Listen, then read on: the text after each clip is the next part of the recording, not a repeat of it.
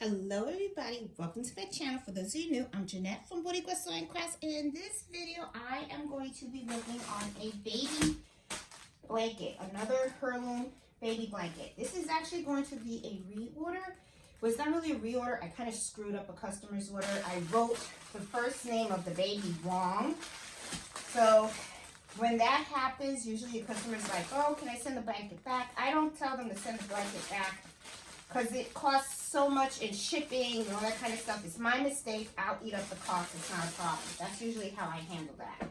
So anyway, this is the baby blanket that I'm going to be doing. These are the Heirloom baby blankets. And, you know, these are pretty popular. They're pretty popular because they have all this really nice quilting on here. And it has, like, you know, these little medallions and stuff like that. So a lot of people really like these. So what I'm going to be doing is I'm going to be embroidering on the corner, okay? And I'm going to be putting the child's name correctly this time with the safari design, okay? So let's go to the computer. I'm going to show you exactly how I'm going to be setting this up.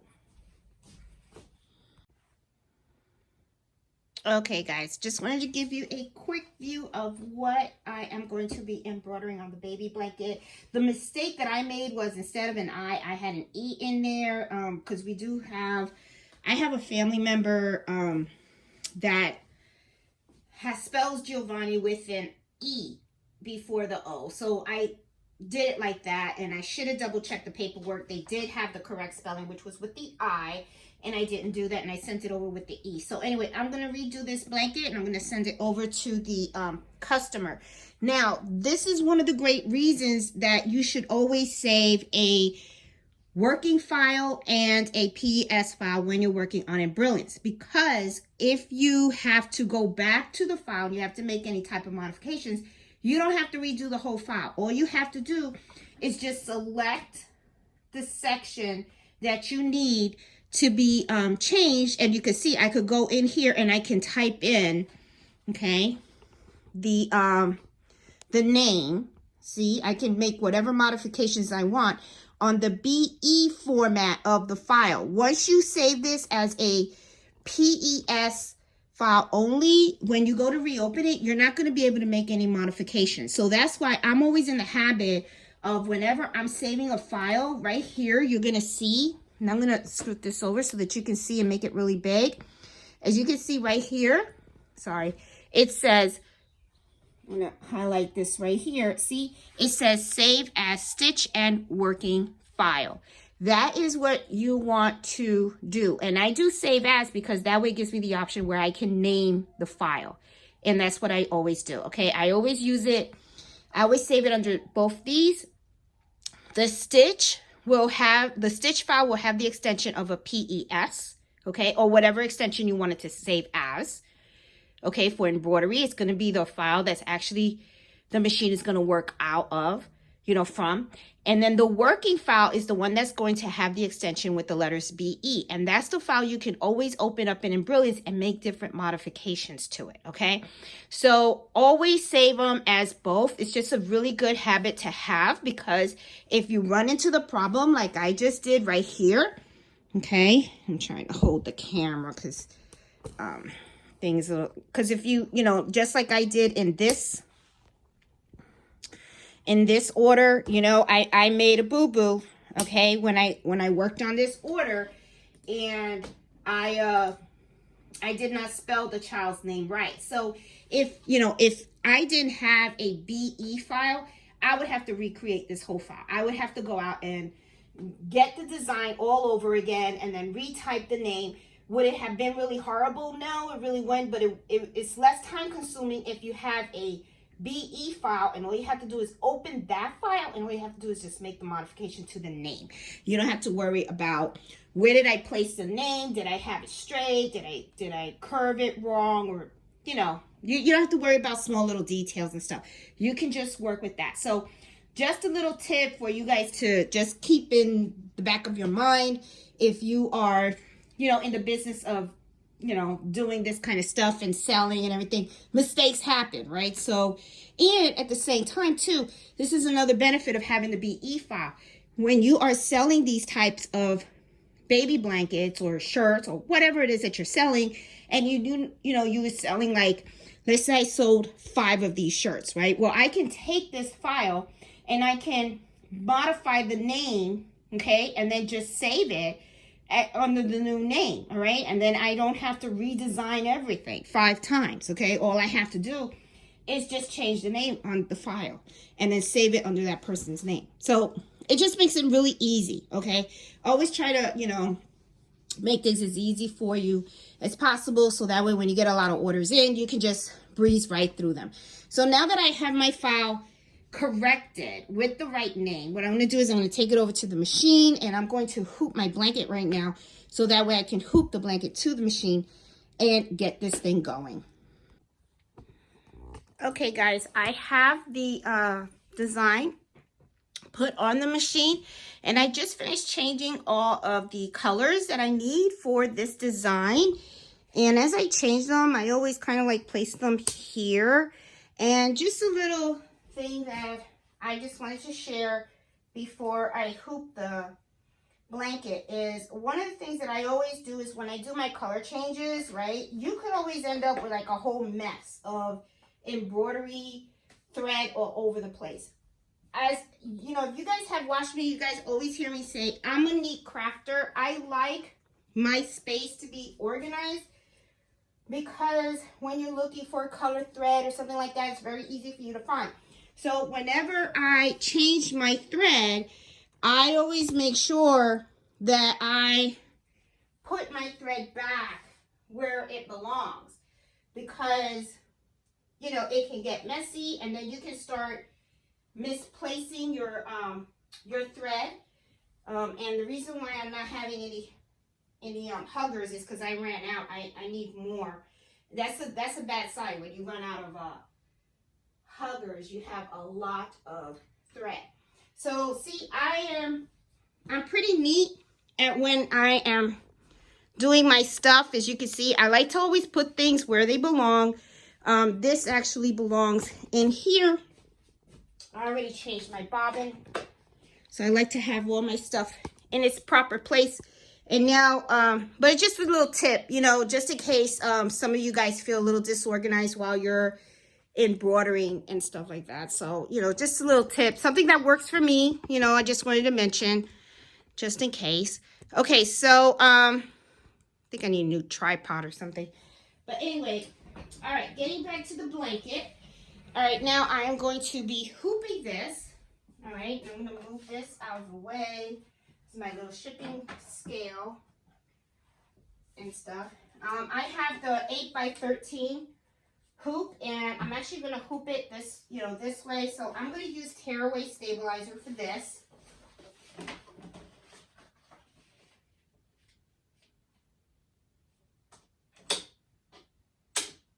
Okay. All right, and I'm going to place my blanket. Now, before I package it up, something also that I do is I always do branding. Okay, branding is when you go ahead and you put your own label on items that you sell. Okay, so before I usually embroider, I always brand them, and this is the label that I always put on items that I sell. Okay, I always like to do that. Usually what I'll do is I'll sew it on here. So I'm going to just embroider it first, and then afterwards I'll go ahead and I'll sew this on here. So I'll just leave this on the side for now.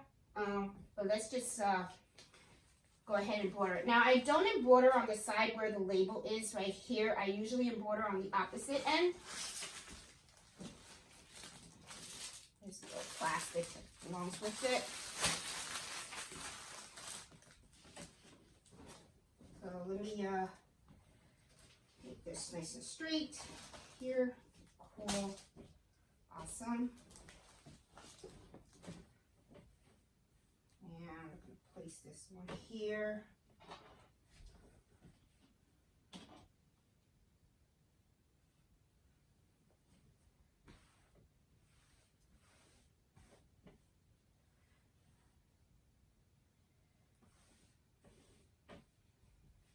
All right.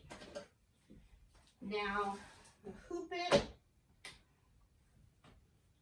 go. I always make sure it's down so that way everything is nice and taut.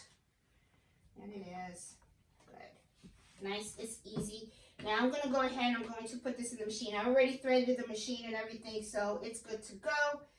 So I'm just going to take this out and let's go and put this on the machine. But before I put it on the machine, I'm going to just move this a little slow because I know that some people get a little dizzy when I do the thing. So because I am doing this quilting blanket, what I am going to be doing is I'm going to need my my table, my quilting table, which I have stored behind. Very easy to put on. I do have to loosen the knobs. And put this one here. Goes one end, the other. And lift it up. Make sure it gets put in there correctly. There you go. Both. And then tighten them. Righty tighty.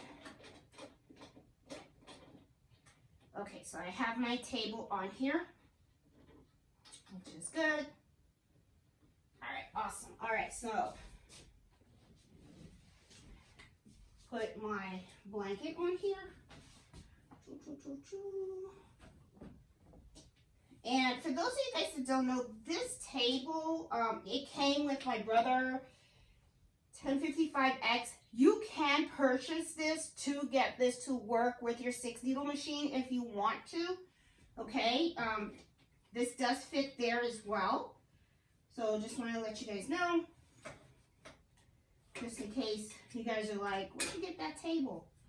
It actually came with my brother. It came with this machine, but you can get it so that you can work this with your 6-needle machine.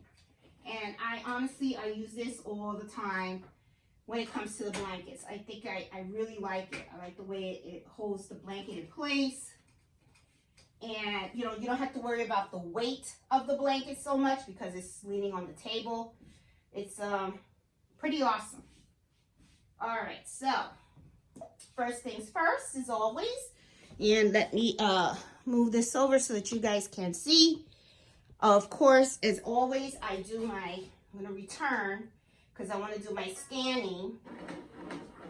And there's 2 reasons why I do the scanning, okay? First, I want to make sure that the hoop is flowing comfortably, okay?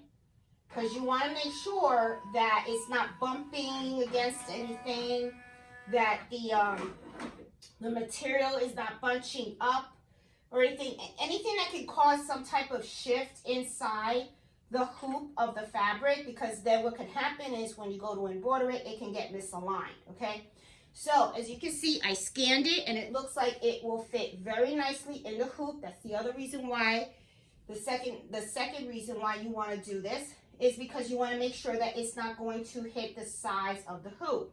If you're not sure, okay, because right here you have white on white, so sometimes it's kind of hard to tell where the hoop is in the design and where the actual quilt is. You can also trace, okay? And when you hit trace, one needle is going to go down. You just follow that needle to make sure that it's not going to hit the edge of your hoop, okay? Because that is something that you definitely want to prevent. And I'm going to be honest, it's a little bit too close to the edge of the hoop. Something that I'm not comfortable with. So what I'm going to do is I'm going to hit edit and I'm going to hit size. I'm actually going to make this design a little smaller. Okay. And then I'm going to hit the trace again because I am looking at this needle and I want to make sure that it is nowhere near the sizes of the hoop. And right now I feel more comfortable. Much better. Yes. The last thing you want is for the needle to hit the side of this hoop. You can damage your machine, so you want to avoid that. So I always do 2 things. I always do the scanning and then I always do the tracing. Always double check, okay? It's kind of like the saying, you know, measure twice, cut once, because once you cut, you can't go back. So this is what I like to do. So to me, the hooping and the measuring to make sure that you can embroider in the space that you have, this is very, very important. It's not something that you want to skip at all, okay? Now we are ready. Everything's in the machine. So I'm just going to hit the machine to start, and I'm going to record the whole embroidery. I will fast forward, and I'll put some little nice music so that you can enjoy watching it embroider. And we'll get back to the table once it's done.